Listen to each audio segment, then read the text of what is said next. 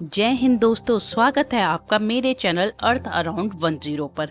दोस्तों, भारत में G20 की तैयारियां जोरों शोरों से हो रही है क्योंकि G20 सम्मेलन नजदीक आ रहा है। इस बार का G20 सम्मेलन भारत के लिए महत्वपूर्ण तो है ही साथ चुनौती भरा भी है। जी हाँ, क्योंकि G20 सम्मेलन इस बार दिल्ली में 9 से 10 सितंबर को आयोजित होना है। भारत G20 2023 की अध्यक्षता कर रहा है। भारत से पहले वर्ष 2022 में इंडोनेशिया ने G20 की अध्यक्षता संभाली थी। अब आपके मन में भी कई सवाल उठ रहे होंगे, जैसे G20 क्या है, इसमें कौन कौन से सदस्य देश शामिल हैं, G20 संगठन क्यों बनाया गया और 2023 का G20 सम्मेलन भारत के लिए क्यों चुनौतीपूर्ण है। दोस्तों, आपके सारे सवालों का जवाब इस वीडियो में मिलेगा, लेकिन वीडियो को आगे बढ़ाने से पहले एक सब्सक्राइब और लाइक तो बनता ही है। तो चलिए आपको G20 क्या है और इसकी शुरुआत कब की गई थी ये बताते हैं। G20 का पूरा नाम ग्रुप ऑफ 20 है। G20 की स्थापना 1999 में एशियाई वित्तीय संकट के बाद वित्त मंत्रियों और केंद्रीय बैंक के गवर्नरों के लिए वैश्विक आर्थिक और वित्तीय मुद्दों पर चर्चा करने के लिए एक मंच के रूप में की गई थी। G20 शिखर सम्मेलन प्रति वर्ष एक क्रमिक अध्यक्षता में आयोजित किया जाता है। शुरुआत में G20 व्यापक आर्थिक मुद्दों पर केंद्रित था, परंतु बाद में इसके एजेंडे में विस्तार करते हुए इसमें अन्य बातों के साथ व्यापार, जलवायु परिवर्तन, सतत विकास, स्वास्थ्य, कृषि, ऊर्जा, पर्यावरण, जलवायु परिवर्तन और भ्रष्टाचार विरोध शामिल किया गया। G20 संगठन में 19 देश और यूरोपीय संघ शामिल है। इनके सदस्य देश हैं अर्जेंटीना, ऑस्ट्रेलिया, ब्राजील, कनाडा, चीन, यूरोपीय संघ, France, Germany, Bharat, Indonesia, Italy, Japan, Mexico, रूस, सऊदी अरब, दक्षिण अफ्रीका, दक्षिण कोरिया, तुर्की, ब्रिटेन और संयुक्त राज्य अमेरिका। भारत पहली बार G20 की अध्यक्षता कर रहा है। G20 शिखर सम्मेलन का आयोजन दिल्ली स्थित ITPO कन्वेंशन सेंटर के प्रगति मैदान के भारत मंडपम में आयोजित होगा। यहाँ 9 से 10 सितंबर को G20 समिट होगा, जिसमें कई देशों के राष्ट्राध्यक्ष आएंगे। आपको बता दें कि भारत में G20 की 200 से अधिक बैठकें होंगी। यह बैठक 60 शहरों में आयोजित की जाएगी। गौरतलब है कि दिल्ली में G20 शिखर सम्मेलन की महीनों से तैयारी की जा रही है।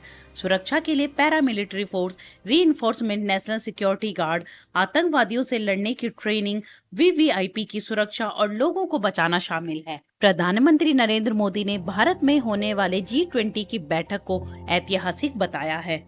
इसमें अधिकांश अंतर्राष्ट्रीय नेता भाग लेंगे। शिखर सम्मेलन में 40 से अधिक अंतर्राष्ट्रीय नेताओं के शामिल होने का कार्यक्रम है और नई दिल्ली विदेशी गणमान्य व्यक्तियों के स्वागत करने के लिए तैयारी में जुटी है।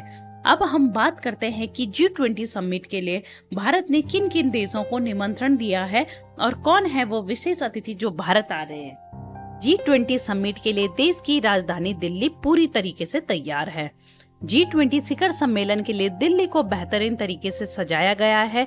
जिन होटलों में विदेशी मेहमानों को ठहराया जा रहा है, वहां सुरक्षा के साथ साथ सुविधाओं का विशेष ध्यान रखा गया है।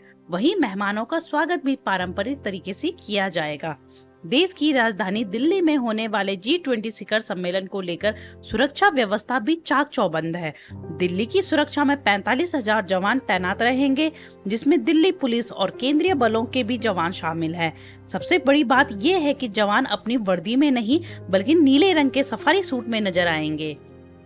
अब हम बात करते हैं कि G20 समिट के लिए भारत ने किन किन देशों को निमंत्रण दिया और कौन है वो विशेष अतिथि जो भारत आ रहे हैं। इनमें पहला नाम आता है अमेरिकी राष्ट्रपति जो बाइडेन का। नंबर 2 भारतीय मूल के ब्रिटिश प्रधानमंत्री ऋषि सुनक। नंबर 3 फ्रांस के राष्ट्रपति इमैनुअल मैक्रोन। नंबर 4 दक्षिण कोरिया के राष्ट्रपति यून सुक येवो। नंबर 5 कनाडा के प्रधानमंत्री जस्टिन ट्रूडो। नंबर 6 इंडोनेशिया के प्रधानमंत्री जोको विडोडो। नंबर 7 सऊदी अरब के क्राउन प्रिंस मोहम्मद बिन सलमान। नंबर 8 तुर्की के राष्ट्रपति तैयप एर्दोगन। नंबर 9 जापान के प्रधानमंत्री फूमियो किशिदा। नंबर 10 ऑस्ट्रेलियाई प्रधानमंत्री एंथनी अल्बानीज। नंबर 11 दक्षिण अफ्रीका के राष्ट्रपति सिरिल रामफोसा। नंबर 12 ब्राजील के प्रधानमंत्री लुइस इनासियो लुला दा सिल्वा। नंबर 13 जर्मनी के चांसलर ओलाफ स्कॉल्ज। अब मैं आपको उन नेताओं की लिस्ट बताऊंगी जो इस शिखर सम्मेलन में शामिल नहीं होंगे। नंबर 1, रूस के राष्ट्रपति व्लादिमीर पुतिन। नंबर 2, यूक्रेन के प्रधानमंत्री।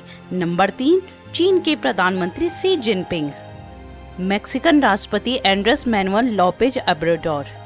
दोस्तों, आपके मन में भी ये बात आ रही होगी कि आखिर G20 से भारत को क्या लाभ मिलने वाला है, तो चलिए जानते हैं। दोस्तों, जानकारों का मानना है कि इससे विश्व स्तर पर भारत का वैल्यू एडिशन होगा, जिससे दुनिया में इस वक्त जो कंपनियां चीन से बाहर निकलने की सोच रही है, उनके लिए भारत पहली पसंद हो सकता है। इस समिट के जरिए G20 देशों में भारत की छवि और बेहतर होगी। आतंकवाद के मुद्दे पर दुनिया के देश एकजुट होते हैं तो भारत, चीन और पाकिस्तान जैसे देशों को कड़ा संदेश देगा। भारत के पास मौका है कि मेजबानी करके खुद को दुनिया के सामने जोरदार तरीके से पेश कर सके। भारत को G20 की अध्यक्षता मिलने पर विदेश मामलों के जानकार संजीत श्रीवास्तव कहते हैं कि भारत को ये अध्यक्षता ऐसे समय पर मिली है जब पूरी दुनिया में वर्चस्व की लड़ाई छिड़ी हुई है। महाशक्तियों के बीच में विश्वास का संकट गहरा रहा है। ताइवान के ऊपर चीन का खतरा लगातार बना हुआ है। वहीं रूस यूक्रेन युद्ध के कारण सप्लाई चेन भी बिगड़ी हुई है। ऐसे समय पर भारत को G20 की प्रेसिडेंसी मिलने का बड़ा मतलब है। एक्सपर्ट कहते हैं कि आज भारत इस स्थिति में है कि वो महाशक्तियों के बीच में संवाद स्थापित कर सकता है। भारत विश्वास को लेकर गहराते संकट को दूर कर सकता है।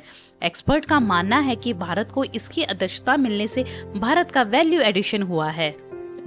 एक्सपर्ट कहते हैं कि इससे हमें बिजनेस पॉइंट ऑफ व्यू से बड़ा फायदा होगा। भारत की क्रेडिबिलिटी बढ़ने से इंटरनेशनल इन्वेस्टरों का भारत को लेकर और सकारात्मक रुख बनेगा। जैसे कि आप जानते हैं कि चाइना, जो कि बड़ा मैन्युफैक्चरिंग हब है, वहां से कई देश अपनी कंपनियों को निकालने की तैयारी कर रहे हैं। ऐसे में अगर ऐसा होता है तो उस स्थिति में भारत उन सभी के लिए एक अच्छा डेस्टिनेशन हो सकता है। भारत में विदेशी निवेश लगातार बढ़ेगा। G20 की अध्यक्षता से भारत को सदस्य देशों के साथ व्यापार संबंधों को मजबूत करने में मदद मिल रही है। G20 के सदस्य देश वैश्विक GDP यानी कि ग्रॉस डोमेस्टिक प्रोडक्ट का लगभग 85%, वैश्विक व्यापार का लगभग 75% और विश्व की जनसंख्या का 2/3 प्रतिनिधित्व करते हैं। विशेषज्ञों ने कहा है कि इस बहुपक्षीय मंच की अध्यक्षता करना भारत के लिए एक बड़ा अवसर है। एक्सपर्ट की माने तो उनकी राय में भविष्य की ग्लोबल इकोनॉमिक ग्रोथ और समृद्धि को हासिल करने में G20 की एक रणनीतिक भूमिका है। दोस्तों, अब बात करते हैं G20 2023 के लोगो और थीम की। अगर आप G20 के लोगो पर गौर करें तो आपको उसमें पृथ्वी और कमल का फूल नजर आएगा। साथ ही पूरे लोगो को तिरंगे का रंग दिया गया है। आइए जानते हैं G20 के लोगो का मतलब और इसे किसने डिजाइन किया है। भारत सरकार की G20 वेबसाइट के मुताबिक G20 लोगो भारत के राष्ट्रीय ध्वज के जीवंत रंगों केसरिया, सफेद और हरे एवं नीले रंग से प्रेरित है। इसमें भारत के राष्ट्रीय पुष्प कमल को पृथ्वी ग्रह के साथ दिखाया गया है, जो कि चुनौतियों के बीच विकास को दर्शाता है। यानी तरह तरह की चुनौतियां होने के बावजूद बढ़ते विकास पर कोई रोक नहीं है। G20 लोगो के नीचे देवनागरी लिपि में भारत लिखा हुआ है। इस लोगो को मशहूर सैंड आर्टिस्ट सुदर्शन पटनायक ने बनाया है। भारत की G20 अध्यक्षता का विषय यानी थीम है वसुधैव कुटुंबकम या एक पृथ्वी, एक कुटुंब, एक भविष्य है।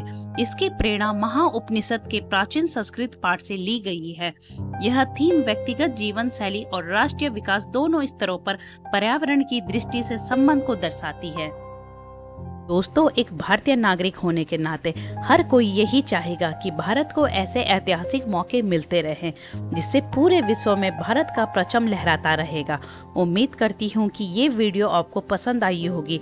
इस वीडियो को यही समाप्त करते हैं और मिलते हैं आपको एक नई वीडियो के साथ।